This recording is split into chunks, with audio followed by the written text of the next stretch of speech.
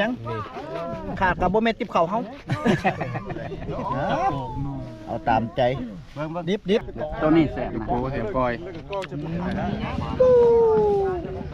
ตับยอดรอบนี้เนาะเลยเนี่ยมาพี่เชือกระบีมันนะไปเชือกเห็ด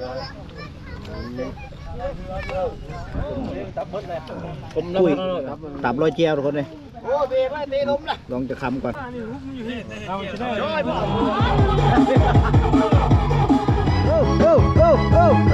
พูดถึงวันเล่นแม่ทีแล้วบ้าแล้ว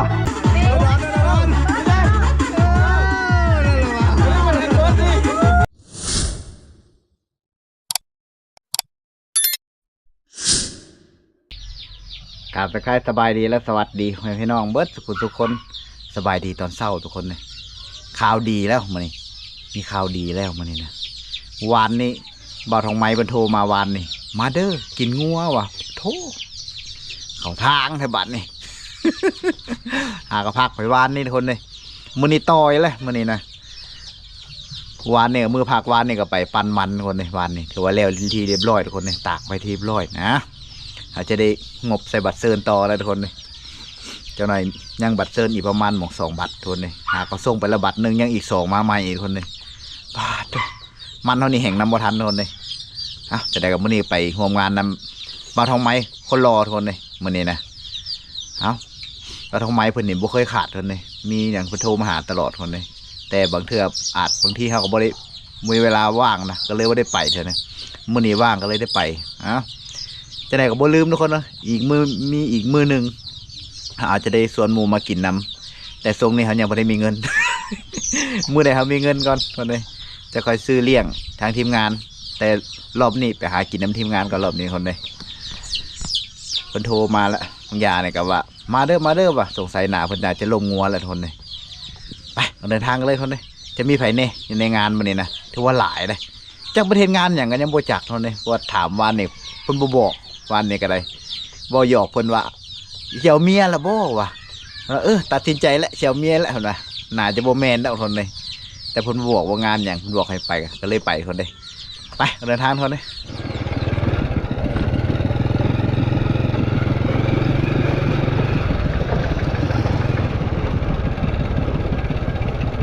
โอ้ลงฮอดเซบันเวียงนะคนเลยระยะทางการเดินทางมันเนี่ยประมาณ3-4 กิโลแล้วทุกคนเลยจากบันเวียงมา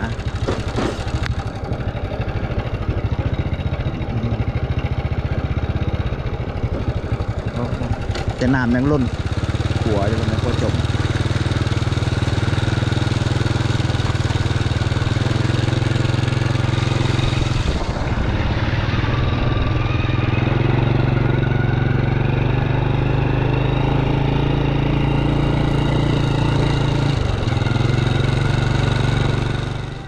ตอนนี้ก็ได้เดินทางพรเงินเบาทองไม้เลยทุกคนเลยโอ้ทางทีมงานเท่านี้ถือว่าบ่เห็นหลายทุกคนเลยตัวเบาทองไม้เป็นยังกายเกี่ยมจัดงานอยู่เลยอันยังพูดจะเผยงานอย่างเลยนะส่วนเพื่อนเอาเพื่อนกับกระชีแล้วเลยนะเพื่อนเพื่อนนะโอ้งามทุกคนเลยคักเขาบอกเพื่อนจะขึ้นเฮือนไหมกับเฮือนยังบ่แล้วทุกคนเลยจะเพื่อนที่ไหนจะไปถามเพื่อนคนเลยโอ้วักเบียร์กับกองขึ้นพูนคนเลยโอ้น่าจะกินบ่รอดหลายลี้นี่แขกกระเทือว่ามากันยังบ่หลายไปได้คนเลยตอนนี้มาฮอดบ่าวทองไม้เลยคนเลยสบายดีเราแต่งตัวพิลึกเถอะวะมื้อนี้ตัดผมวีผมเปื่อยคักเถอะวะอยู่ไส้คูน่ะไส้คูดิยังไม่มีเลยเอาแล้วนี่แหละทุกคนเลยสาวประดินคนงามนะฮะเนี่ยคนหน้าตาดีเนี่ยหาคนยากเลยคนหาคู่ยากขนาดตาดีเขาว่ามีผู้สาวแล้ว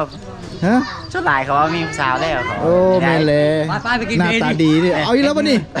ในพานใหญ่บนยกเป็นแก๊สโลดนี่นะโชว์เป็นแก๊สได้นี่ป่ะโอ้วันนี้แล้วมื้อนี้มาฝากท้องปักใส่น้ำปลาทองไม้ได้มื้อนี้เลยนี่เขาสาวแก๊สมื้อนี้นะสาวแก๊สปอตัวหลายลีทนเลยเอาที่กินได้จะป่องบุกนี่ตัวไปเบิ่งเขาควงงวยใส่เดี๋ยวนี้โอ้ไปมองซอยจุไปเลยคนเลยไปทางกันนู้นไปตัวนี้เขาจะไปเบิ่งมองเขาควงงัวไปตัวเลยไปมองนั่นนะมองมันจะได้หย่ำได้กื่นไปตัวเลยบอกว่าซอยจุปุ๊บไฟลุกขนาดจะแมนแล้วคนเลยงัวถือว่าตัวใหญ่ได้ทนงัวกันเลยทั้งคือทั้งบ้านบ่ทำเองระดับ6-7 ล้านมาอยู่แต่ ว่าทำไมเราซื้อ4 ล้าน5 ล้านได้พะนะโอ้ก็ถือว่าดีอยู่เลยราคาบ่แพงบัดนี้คนนี้ปกติมันระดับ4 ล้าน5 ล้านถ้าเฮาประมาณได้บ่2 น่อง3 น่องคนนี้2 น่องแล้วแหละไปหาหย่ำนะครับโอ้มาฮอดเราเห็นหัวหน้าดอนแล้วเนาะว้า มาแต่เสาลิซ่า เอาหัวหน้าหัวตอนนี่ลิหัวหน้าดอน ยันบ่ทัน อยู่ต้นนาเฮือนสิบ่หัวหน้าหัวตอนไปไส อยู่หน้าเฮือนพุ่นรถเนาะโอ้เฮือนเพิ่นสิ เห็นแต่มือเขาจูงผู้แล สิแล้วเลยเด้เฮือนหัวหน้าเฮาก็ได้โอ้มื้อใดเนาะจะได้หย่ำนี่เนาะ บ้านตอน ประ นี้ มา เป็ ณ น 5 ปีเด้อยังเดียว บ้านตอนนี้เป็นผู้ว่าชำน้อยแล้วเนาะเค้กโมมี่บอ แต่พัดปลาซิวแขวหาก็ร่อนแขวน้ำนมหาก็ออก เที่ยวหากันรอด อุ้ยยังบ่ได้เฒ่าได้ยังหนุ่มอยู่ได้ โอ้ยจังได๋ปีหน้าก็แขวปงแล้วซะ กระโปรงเลยนี่น่ะโอ้ครูเพิ่นไปไทยนี่ปลาแล้วเนาะ ไปแล้ว โอ้ เศร้าอยู่ เพิ่นไปไทยรอคือเก่าได้เดี๋ยวนี้ได้ ใครอยู่จะมาพี่จักรทางมา ว่าดอ นี่ก็มีมาส่ง ฮะ มีมาส่ง เมียมาส่งเลยอยากมาแฮง อย่ามาแห้ ว้า ตามซิวส่งเงินให้อันนี้ก็ขึ้นฮอดอยู่ เอ บ่มีผู้ อขันทอดอยู่เนาะ เอา อยู่ราคารถจะ2-4-5,000ปี พอเจ้ามือจะได้ไปหากินปลาซิวได้เท่าใด ไปแล้วมื้อนี้เลยจะไป อยากกินปลาซิวอยู่ว่าดอกมื้อนี้ไปบ่ได้แล้วมื้อนี้สิ ไปได้แล้วมื้อนี้ก็ บ่ได้ไปมื้อนี้นะเมาแล้วมื้อนี้นะ ไปแล้ เอา ว เขาจะปอก ใช้เมานะ กินอยู่นี่แหละหั่นน่ะ ยังไม่ทันได้กิน โอ้ยเมาท่านะพอได้กินกับเมาท่า จูบล่างมาที่ เออโอ้ในพานใหญ่ฮะได้เด่นใดคือบ่ได้คือขึ้นป้าขึ้นดงยันเด่นเนี่ยเหรอ ขึ้นอยู่นี่หากลูกมาว่า หาก็ลงมาบ่โอ้ ขึ้นไปกับบัได้พี่จัง บ่ได้เบิดกิ่วเลยเนาะเบิดกิ่วแล้ว ลูกหนาว เธอเบิดกิ่วแล้วในพานใหญ่เขานี่นะแต่เก่าเพิ่นและอาจารย์เขาได้หมานตลอดได้เพิ่นได้ ไปเอายานี่เห็นบัดยังกับเราดีสองตัว ปล่อยมันออกลูกซะเนาะ ปล่อยมันไปเลย เออ จะกับมันได้ ดี กับมันอยู่ ปลามันออกลูกออกเต่าเนี่ยมันสิหมดละหมูน่ะ ได้มือได้ปลา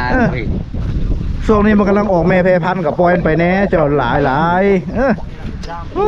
คือข่อยนี่บ่ได้เอาจักโตข่อยนะ ไม่เอาเลย บอกเลยปล่อยไปออกแม่เพพันธุ์เอาผู้คนหลายมันก็หมดแล้วเนาะเอาผู้หนึงเอาแล้วก็ยาโอ้ถือว่าในพานทำมาหลายทุกคนเลยผมกำลังเผาทุกคนเลยโอ้พันเกตเพิ่นได้เป็นผู้เผาเพิ่นถนัดในการเผาในพันเกตเพิ่นนะเพิ่นน่ะกดกลุ่มเลยทนเลยเองงัวเผาเลยทนเลยใครแต่ไกลกล่องเปลืองโอ้ยบริจาคบริพานต้นเดี๋ยวนี้นะจงไว้บอกลูกเนาะ แม่นล่ะยามนี่ล่ะ โอ้ย ต้องไว้โนแม่พันแน่ ยามมากำลังเลี้ยงลูกน้อยเนาะ ยังได้ตัวบางตัวกับท่านได้เชิงก็มี พอได้เชิงก็มีว่าเดี๋ยวปั่นละเกลือห้ำไว้หูจักคักปานนั้น จักเลยบางตัวมันแม่เก่ามันได้เลย ตัวก็อยู่บางตัวถ้าอยู่ เห็นบ่ซุ่มมันยังเล็กยังน้อยอยู่เดี๋ยวนี้นำก้นแม่มันเห็นยังเห็นอยู่บ่ใหญ่ไปแล้วเนาะ มีจะลูกมันสองโชว์ปลาย โอ้ใหญ่เลยเนาะใหญ่ไปแล้ว มีลูกน้อย ลูกน้อยบ่มีนะวิทย์แล้วเนาะ บางตัวก็ได้เขาพัดเห็นมันเขาไล่ ตัวน้อยฮะเนาะบ่พัดได้นะ บางแม่ก็ได้ไหวบางแม่ก็ได้ช้าบางแม่ก็พูดถึงหกพูดถึง เครือบางยาน่ะก็จัดอีกแล้วว่าตัวหนึงน้องยายน่ะ จัดเลย โอ้ ปกติเขาคน ใหญ่เติบ ตามโชว์ปลาย ถึงแฮวบ่ ก็เลย จัดเอานี่ไผจัดเจ้าคือเก่า โอ้ยเลย ปู้เห็นลึกเนาะ ยางมาเชิง ยางมาเซอร์รถโอ้ อยู่ด่าน อยู่ด่านบ่ ด่านแม่ หูควมบัดนั้นนะหมูแล้วยางมาใส่แล้วเนาะ เนี่ยมันจะได้มีหญ้านะต้องไปหา แม่นของคอยนี่พ่ออยู่มันยางมาเสิร์ฟซับบ่แตกซะไปนั่นน่ะ เพิ่นไอ้ซีเพิ่นเว้าอยู่คนบุญหลายเพิ่นว่านี่มันหาลมสันใหญ่ยากได้แต่สันน้อย ใกล้มาใกล้ดิแต่ก็น้อยนี่ เพิ่นฮอดเวลาสงสัยน่าจะเป็นปีหน้าเพิ่นแหละปีนี้ ปีนี้เลย ปีนี้เนาะฝนยังฝนหนาเนาะฝนหนา นี่ ฝนหนาหนาจะได้จัดเท่าทนฝนหนาเนี่ย ทองยังได้อีกตัวเคยได้ก็ได้ปีกีดี บะทองบ่ได้โตเลยบ่เอาเลยแต่เก่าเราบ่เคยพลาดเลยเท่าเบิดปีนี่มีแต่เจ้าเนาะ โอ้ยคนก็เรียนได้จัด หาบ่ได้เนาะเท่าเบิดปีนี่มีแต่เจ้าผู้จัดผู้เดียวแล้วเนาะ พันเกตตัวนึง พันเกตตัวนึงเนาะ นั่นแหละ บะทองไม้ถึงแล้วเลยเนาะลุยตุงเนาะ วันนี้เลย ฮะรอบหน้าเขากำลังเขาจัดคนเลยพอจะได้ซ้ำบางอย่างเนี่ยใครในเนาะได้ซ้ำบาทนึง ตัวใหญ่ 4 ศอกป่ายมือเดียว2โตแล้วได้2คนกับบันเบาอันนั้นนะ ตัวน้อยทั้งหมดนี่ก็ได้ ตัวใหญ่หมดผู้นี้ได้เครื่องกระสอบเว้ย ตัวปลาย ปั่นเดียวแล้วนะ ปั่นก็เดียวแล้ว11เขาครูได้เขามาโหนำแล้วก็ปั่นให้เขานำเด้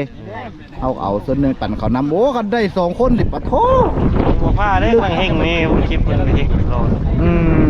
เฮงในช่วงนี้เพิ่นหาเฮงช่วงหลังเด้ yes ตลอดเด้อเพิ่นเด้วักนูนหมูเน่ากับตัวหนึงบ่ได้ไปยามแฮวนะเสียดาย ไม่พวกละ การฟ้อนพวกกะละ เน่าสิเนาะเลือดมันทุกคนแดงจึงครึ่งมาบ่ปั่นมาบ่ปั่นนี่หากินเลาะคีมบ้านนั่นในพานบ้านอันนี้นะ ในพันธุ์ไม้ ในพานหน่อไม้ก็หอยเดือเนาะเบิดเลยดับเลยหอยเดือกบกับเขียดเพิ่นนี่เก็บเรียบ เก็บหมดว่าจะกินได้ ว่าสิกินได้เนาะหอยส้มนี่ก็สิสไตล์นั่นแล้วขอยก็ได้หอยเดือน้ำบ้านก็สิดับเลย โยมันบ่ได้ได้สัตว์ใหญ่เอาแต่สัตว์ไปยากๆหน่อยแล้วมันอยู่หม่องเก่านี่ เอามีเว้นในพันธุ์เยอะ เนาะแม่นหากินน้ำไม้เนาะตอกหากิริกินนายไปนี่แหละพอได้อยู่ได้กินในครอบครัวนี่ก็ยาเนาะส่วนอันเนื้อใหญ่กะฟังข้าวสีมันหมานเนี่ยค่อยนำเข้าไปเขาก็ได้บางเทื่อถือจังหวะนะประมาณนี้นะ ช่วงนี้เขายาได้เขายาหมานช่วงนี้บ่ค่อยไปได้ช่วงนี้นะ เดี๋ยวผมยำแรงแล้ว ยาเลยไม่ได้ช่วงฝนเขาหมานแล้วค่อยไปอาศัยเป็นถือจังหวะตูดของเขาเด้ ช่วงนี้มีตูด แม่เลยเอากินดูเลือดนะนั่นนะ กินไม่ได้ก่อน กินไม่ได้ป่ะโอ้ดีกินไม่ได้เลยดีทุนเลยเบิ่งกันทุนเลยเคยกินแต่ทางนี้มันจะเป็นยังไงจะลองรสชาติมันนี่ไงเอาไปก่อนแดงจึงครึ่งทดสอบก่อนจนหมดเลย ขักอยู่เลย วัดสุดท้ายมันจะมืดในเฮ็ดนี่กับออกน้ำบีเลยอยู่กับพวกนี้ บ้าลองดูคนเลยอันนี้เสือของไห่ได้คนเลยแคมจะปาดมือเขาแล้วกันเดี๋ยวมันจะมันเทียบาดมือเถอะว่ามันกระบอกมันบ่ บีบตามจะกินเนาะนี่เชียวนี่ก็รุดมือเลย ดูเกือบตัวเลย ได้เว้ย ได้น้อยหนึ่งค่ะเดี๋ยวสีลอมก่อนคนเลยเสือห้องไห่คนนี้งัวน้อยปะนี่หนาจะบอกแข็งบ่หยาบไปเลยดอกผู้ดีเถอะโอ้ยเจ้ผู้นี้คือมาซ่าแต่เดี๋ยวนี้เหรอเกือบเบิดแล้วได้หันใด เม็ดแล้วบ่ทำเอาเม็ดละมือเลยจะเฮาซื้อ ทรงนี้บุคอยขึ้นป่าแล้วทรงนี้นั่นเองเนาะ ค่อยขึ้นป้าเดี๋ยวเขาพักเฮ็ดประมาณวันประหัสขึ้นป้าทีมงานเฮา คิดว่าเจอแต่งานดองสไลเห็นแต่เพิ่นฟ้อนแย่ๆอยู่แล้วโธ่ธรรมดาเพิ่นจัดขนาดเนาะ โยจัดนั่นแหละ นี่หัวหน้าทีมเพิ่นกันนี่ สบายดีจะไป เห็นเพิ่นนี่แหละเห็นนี่ตลอดได้เพิ่นนี่นะโอ้ เห็นแล้วกันมาฮอดแล้วเห็นอันนี้นะ พาลูกน้องเพิ่นเต้นตลอดได้เพิ่นนี่นะ ไปเจอ จับไม้บ่วางเลยเนาะ มีบ้างเลยเด้ ดูได้บ่ายไม้ เมาแล้วมักไหมอันนี้นะมีได้มักเก้าแล้วมักไหม มักไม้เลยเนาะโอ้ซาเห็นเนาะในคลิปทมวนอีหลีนี่ว่ะ คนล่ะ โอ้ครับมีโอกาสจะได้ขึ้นน้ำจักบาทอยู่ไปทางป่าทางนั้นนะอย่าไปหากินปลาซิวแบบนี้นะ เบิดแล้วไปซิวนะ เบิดแล้วบ่ เบิดแล้ว หัวหน้าเพิ่นฟาดมาแล้ว เอาเลยได้พาปลาซิวบ่จงไว้แน่ปลาซิวน่ะ ไปก็มีแต่ดอนกินปลาซิวเมื่อวานนี่กัน ปลาซิวปลาดุกปลาคอได้ซะ บ่กินปลามันใหญ่โพด ไงโพด ปลาซิวตัวละค่ำ มาปลานั่นบ่ กินเองบ่วาดน้ำตาย้อย เดินบ่วาดเพิ่นว่าโอ้จะน้อยเขาก็เมื่อแล้วว่ะนั่นแหละมาไวกระโดดนี่ว่ะเอาเงินจัก 4-5 แสนบาทจังมาเป็นอะไร เป็นว่ากินเดิน ที่ห้าบ่ที่ห้าเพิ่งกลับมาแล้วทุกคนเลยจะได้เจอกันกับบ่วาดทุกคนเลยโอ้มันไผกับน้ำก้นเพิ่นแล้วเนาะโยเพิ่นได้แนวแซ่บเว้ยได้ของดีเด้ได้ของดีหรือหุ่มพึกโลด น้ำก้นมันแล้วคือตอนใหญ่กระดอนี่น้ำก้น มันเด้เสียเด้ โอ้ตัวมันใหญ่มดแต่ตอนเดียวเลยวันนี้ ตอนเดียวตอนนี้ตอนสำคัญตอนพิเศษตอนนี้นะ ขามีดได้นี่ได้ขามีดเด้อขามีดรักมีดเพิ่มมาแล้ว งอติบเข้านี่ขาดเด้ เอาโลเป็นยังขาดกับบ่แม่นติบเข่าเฮา เข้าไปปะ จัก กินบักจ่อยมาเลย ติบเข้าเจ้าของเฮิร์น เอาตอนน้อยๆในหัวหน้าเอ้ย บ่ได้ทำนี้น่าจะสะใจได้ คำเนาะคำ มาของเทียน เจ้าน้อยไปได้สะเลากันได้ดิ ซอยกับซอยเนาะ แม่นเลย แต่จิ้มเขาหาดังไหมกูกินบัดนี้ เอ้า อธิว่าเนี่ย โอ้มันน่ะดอนนะเฮ็ดเวียกดู โตจุ้มอันนี้ ช่วงนี้มาทำขายรถแล้วได้เดี๋ยวนี้นะขายรถใหญ่ได้เดี๋ยวนี้นะ จะขั้นได้วะเนี่ยจะได้ โยมโคตรขายน้ำเพิ่นนี่แหละ พี่เร็วว่าทำละม่อนนะ จุจะได้มาเด้อ ฮัลโหลมาก่อนเด้อ เราตัวแดงๆนั่นแดงๆนั่น เอาตัวแดงนี่ป่ะ ตัวแดง ว่าโดเอาตัวแดงเลยเอาตามใจ ดิบไปชมจูน มาคนเลยขออนุญาตได้ไผ่บกินดิบได้ ตัวนี้แสบนะ โอ้เสียงปล่อย เบื้องหลังรถนะหลายบ้าน อิ่มพร้อมตอนเดียวอิ่ม ยังขาดบีป่ะเนาะเขาได้บีป่ะนี่โอ้ บีนี่นะ เอาไหม เขาได้ใส่บีเถอะ ง่ายพวก แย่งบ่ ตัวนาเหือนเด้มาแต่เขาจุ้งมาเลยมาหลัดหลุดได้ อย่ามีกินของแท้นะของแท้วันนี้แม่ของแท้ตัวแม่ครับ อย่ามาทัด ปั่นกินบ่ บอลเราใจ ตีแล้วโอ้เลยตียกเลยครับ มีนั่นถึงยุกว่ะคนหน้าไปกูขึ้นไปป่าเสียไปป่าอะไรก็ป่ามาแล้วว่ามีกินแหละเด้ แซ่บเนาะ มาเด้อ ฮัลโหลเอาซ้ำก่อนไปก่อน ใจหวาน โอ้ขักโดนเลย วันนี้โหลดมาทันมาเริ่มมาเว้ย ยัดว่าชิ้นมาได้ หุ่มอยู่พุ่นเลยโทษเลยหุ่มอยู่พุ่นเลยโอ้ยไปได้ไปมองพุ่นได้มองมันแซ่บคนเลยนี่คนจัดเลยโทษเลยมาทำกันคนตับยอดรอบนี้เนาะ มีได้ย้อนนะ บริยอนบ่โยดซื่อเนาะ มาเลยเนี่ยมาพี่เชือกระบีมันนะไปเชือกเห็นนี่เนาะ ตับหวาน ตับบาท บ่โดนน้ำกันนะบ่โดน ใช่ตัวว่าเศร้ากินดิบเลยเหรอเชือกบีมันเลย ลอง ลอง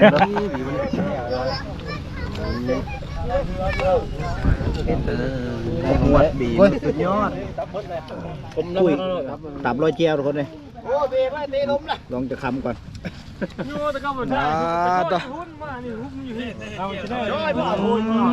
ว้าวคักนะเนาะเสียงปล่อย สุดยอดครับ มันเอารุ่นมอแล้วไปเลยรุ่นมีโลดย่อมเลยจะมีจะกล้ากินเลยหมอก ขาคักแล้วเนี่ย ไม่ได้ปลามีปลาหมอน ไปฝันตัวนี้แล้ว ซ่ออย่างเดียวเลยเนาะ หมักแน่เลยเนี่ย มีอยู่ในมือไม่ได้เลย จับไว้ถ้วยมันครับ เสื้อหน้าบีเหมือนกัน เจ้าคือว่าตัวแจ้วแล้วจะขวำมันนี่เลยเดี๋ยวจับถ้วยที่ปิ้น บ่โดนรถไม่ได้นะย่างมันทำใหญ่เฮ้ย ช่อยตลอดแทบบ่โอ้ตอนใหญ่ขนาดนี้ หน้ามาหน่อย ซอยเลยทุนนี่ ผู้ช่วยได้กินอยู่บ่ ได้กินบ่ผู้ซอยในชิปป้อนนี่เขาไม่ได้กินนะ ได้กินอยู่ทำไหม บอกว่าเขาจะไม่ได้กินในชิปป้อนมันยังดอก เด็กตอนเคยกินเต็มคำเลยนะ ขมแล้วสายจุแล้ว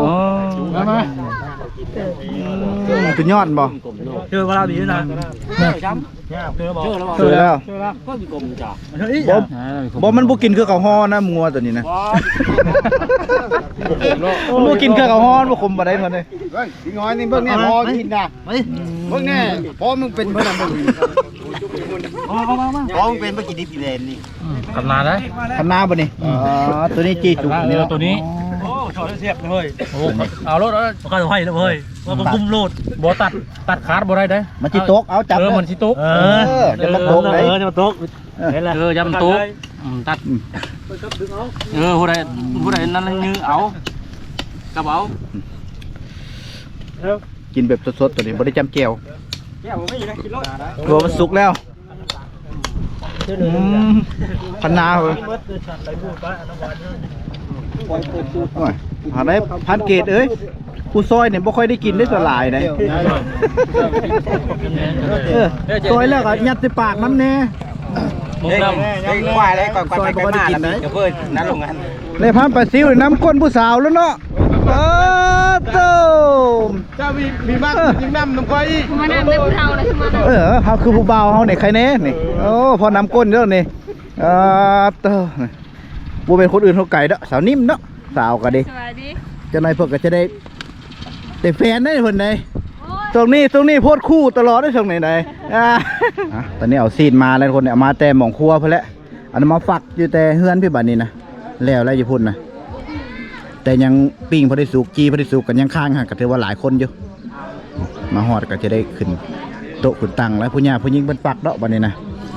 สาวนิ่มเพิ่นมาเนี่ยบ่ได้มาอย่างเนาะมาฝักลาบเพิ่นนี่ก็ได้ มาตูดเลย มาตูดบ่แล้วจะได้มื้อได้จะมีข่าวดีนี่เหรอ ยังเฮิง ใกล้แล้วบ่ ยัง เอาเลยคนงามนี่ยากเลยคนเลยหาคู่ยากเลยคนงามเลย คนงามมันก็มีล่ะ งามเลือกได้เขาว่าเด้ผู้ใดบ่ถึกสเปคแล้วบ่เอาเด้มันได้จะมาตูด สีนี้แห้งเด้อการเงินการงานมันก็คงจะเจริญ ตอนนี้มายืนเฮี้ยงกันมาดูยืนเฮี้ยงกันมาดูคือบ่นี่ คือดอก ยับเขาใกล้ๆกันมาดูคือบ่นี่นะ รอกระปุกงาม คือบ่ ยับเขาจะหน่อยมาดูโอ้ย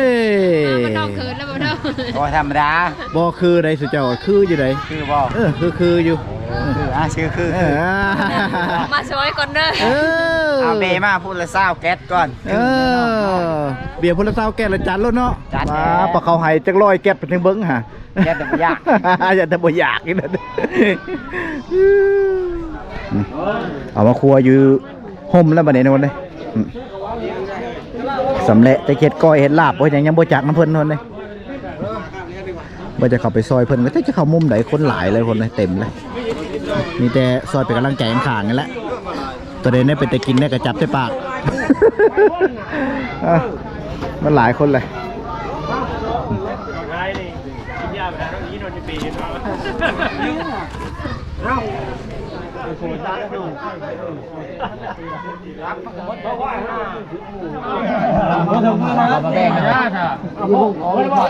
เชื่อด้วยเมื่อกี้มาแล้วบ้านเยอะ มาเก็ตไปเอาแล้ว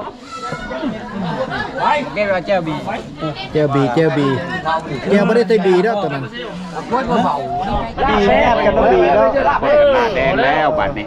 นี่ซอยเฮ้ยไม่ใช่กิโลกิโลซอยมายำดีกว่าก็ดอนเลยใช่ดื้อมันเป็นได้ดึงโลเขาเอิ้นไปเลยมันอันนี้เนี่ยใส่ซอยยืนน้อยเดียวพุ่งมันนี่แก้วของเขาดิเอามาเชื่อไม่มีนะนี่นั่นนี่นี่ทำไมโอ้ยโอ้ยเฮียจะเฮีย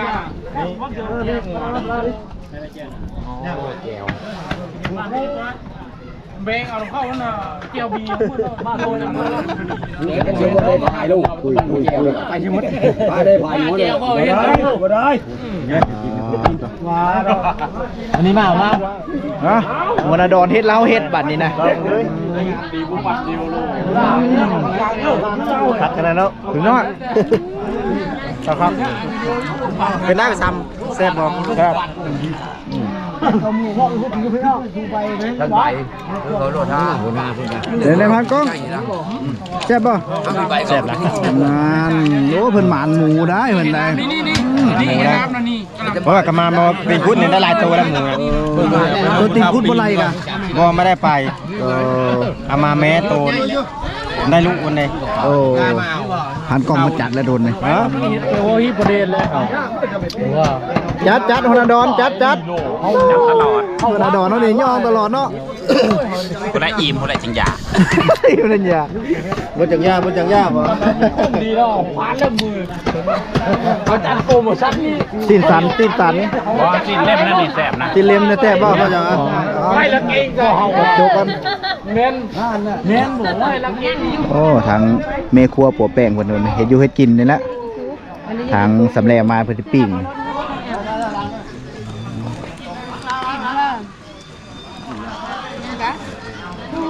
ต้มเครื่องในมันคนนี่เต็มหม้อเนี่ยคือปิ้งก็มีนะปิ้งเนี่ยผู้ใดบ่กินดิบก็ปิ้งกินคนในต้มเครื่องในน่าจะต้มใส่ลาบคนนึงอันในครัวเพิ่นให้อยู่ให้กินคือว่าบรรณาแขกมาหลายเลยคนเต็มยัด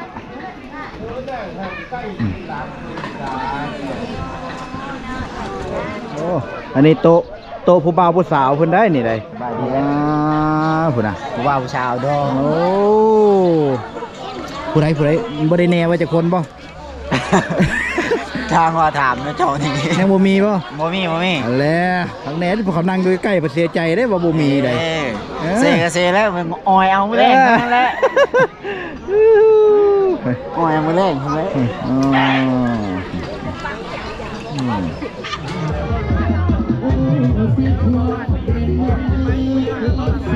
กำลังทุกคนเลยกำลังได้ที่เดี๋ยวนี้นะ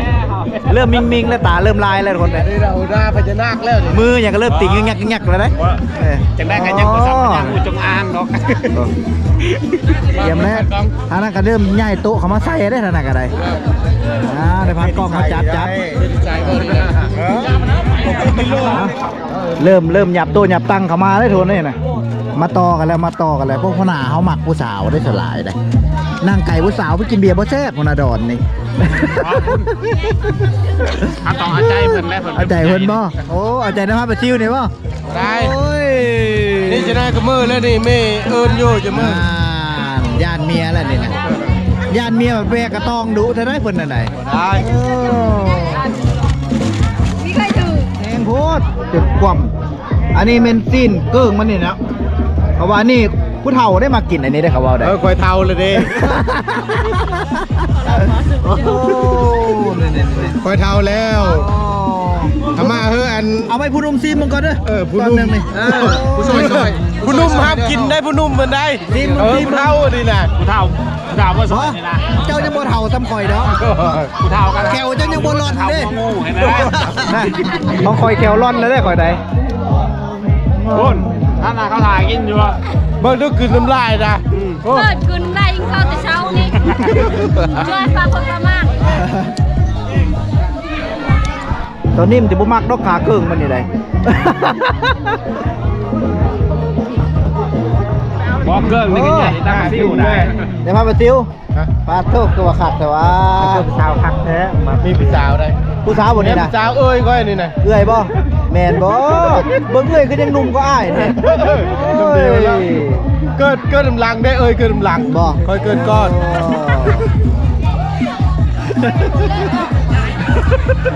มาบ่สลิมเป็นไงนะเขาซื้อเขายายพี่โท โยเจ้าภาพบ่ได้มีครูมันยากนั่นแหละบ่ จัดเองเลยเนาะ รายการเองเลยจะ ว่าจะภาพนะ เสิร์ฟเอง มีแลกครูนะ หาไว้เนี่ยจัดเลย โอ้ย มาเฮียน้ำหัวหน้าดอนเด้อพี่เด้อไป พอแล้วอันนี้เป็นอาจารย์เด้อมีแม่นอาจารย์พระอาจารย์ มาละ พระอาจารย์เลยทีนังพี่แต่ดอนนั่น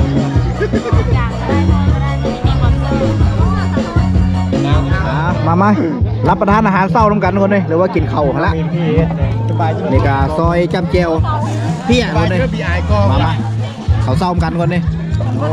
ผู้แสผู้สาวเริ่มมาหลายได้โตเขาในหมานในโทนเลยว่ามีหัวหน้าดอนนี่ดิผู้สาวก็เลยห่มหลายเนี่ย แม่นบ่พุ่นพี่เด้อ โอ้ยโตนี่ผู้สาวห่มหลายเนาะมีหัวหน้าสองคนดิ มาได้คนลอยแต่ดอนพุ่น หัวหน้าประชิวแน่นี่ ว้าวอันนู้น โอ้ ตาไล่คนนั้น มาแซมกันนู่นเลยผู้ดำมือนี่ม้วนนนไปนี่นะ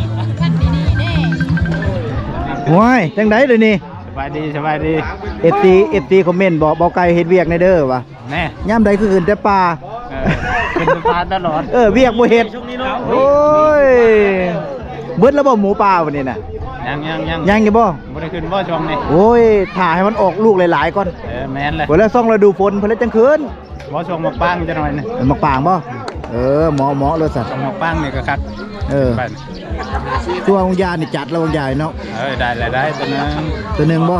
คือสิเต็มอิ่มแล้วมันเลยเนาะ โอ้เต็มสติงมื้อนี้นะ ว้าว จัดหนักโอ้ในพานแอดได้เพิ่นได้ ไม่รักมือ โธ่ เป็น เออ นี่จะแหลกคือเลยได้เนาะ โอ้เดินยังไปเถอะเนื้อะมันจะไปดูหลายไม่ได้ยัดFC เพิ่นหนาเบื่อ ไปได้ดีนะขึ้นตั้งที คือนังมอยแล้วรอเละๆมันนี่แหละ ได้เหี่ยวละ ได้บูรูดเหี่ยวนะหมานอยู่ได้จัดบักซี่ซอกก็จัดแล้วได้โอ้ย ไปตั้งเลยนะ4 คน 150 กิโลบ่อยู่หมูตัวนั้นนะ มันห้องฉลาย หามซี่เซ่หามซี่จะได้ยู่กันเมียนซี่ก็ได้จึงจะไปไปเป็นไงแขวนี่พี่จนกุ้งตาแขวนะ โอ้ยมันลึกไปบ่ไกลหมู่นะ ลงแล้ว4-5 บาทคุณน็อตแรกก็มันจะลงมาเข่าดิฮับเอาเขาบะไลนี่โลด ใครต้อง เขาบะไลล่มตุ่มโลด พิษได้มันขาด เอาใหญ่อีหลีเลยแต่บ่เคยพ่อตัวนี้ใหญ่ที่สุดเดี๋ยวนี้นะ มามันกินได้ฟ้านะ โอ้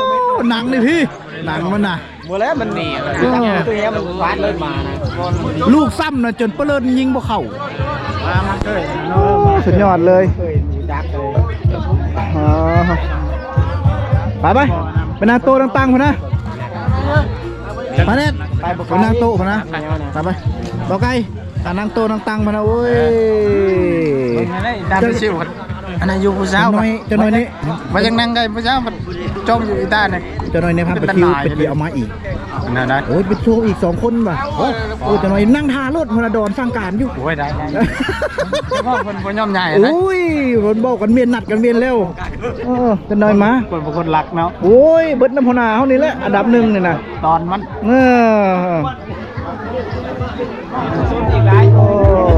มานั่งทีละแรกรักไป โอ้ยหันมาได้เถิด ท่านิ่มมานั่งไก่หัวงูกับหัวมันน่ายากหัวมันน่ายากหัวมันน่ายากหลากสองพวกนี่แน่นี่พญานาคอันนี้พญานาคพญางูจงอางเลยนะนั่นแหละวะได้ทีแล้วนี่แ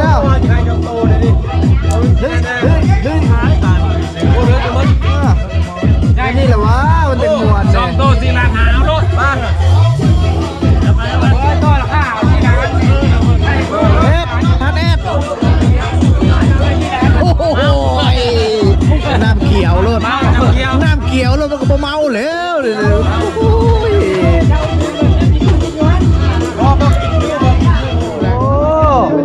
เห็นผู้สาวอะไรแล้วจกเงินแล้วเนาะเห็นผู้สาวอะไรจกแล้วเนาะ เสียได้มันตะเวน ผู้สาวได้กินได้ตะเวนตั้งบ่ กินได้มันตะเวนนะฉัน ใครต้องเสียมาเองไม่เสียมาเองเสียไก่จัดไหน2,000บ่พอบ่จัดกำไรอีกโอ้ยเอาใบแดงนั่น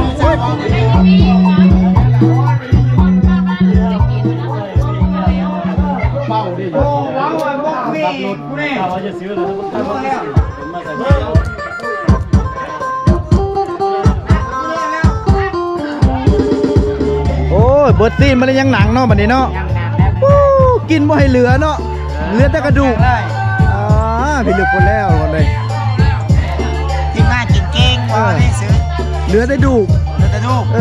ไม่แต่หนัง ซื้อมันจ้ะ ไม่แต่หนังกันยังบ่พอพุ่นอ่ะเจ้าขายหนังต่อบัตรนี่ กินหมดเลย กินได้หมด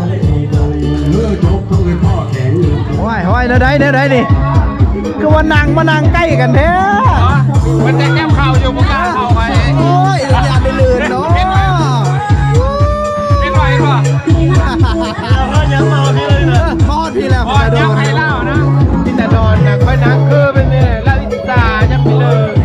เล่าลาบโหพญานาคแล้วก็โอหน้าโหพญานาคอะไรหัวพญางู นั่นเหรอวะ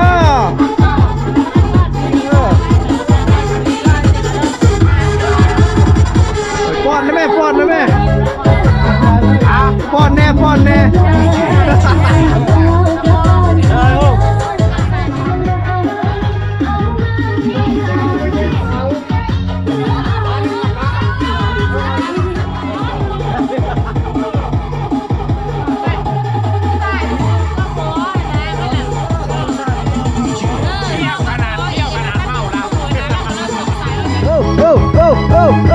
พูดถึงวันเล่นแม่ทีแล้วบ่าแล้วบ่ทำไมจัดไปทีแล้วเนาะวันนี้บ่ทำไมพามวนเลยคนเลยสุดยอด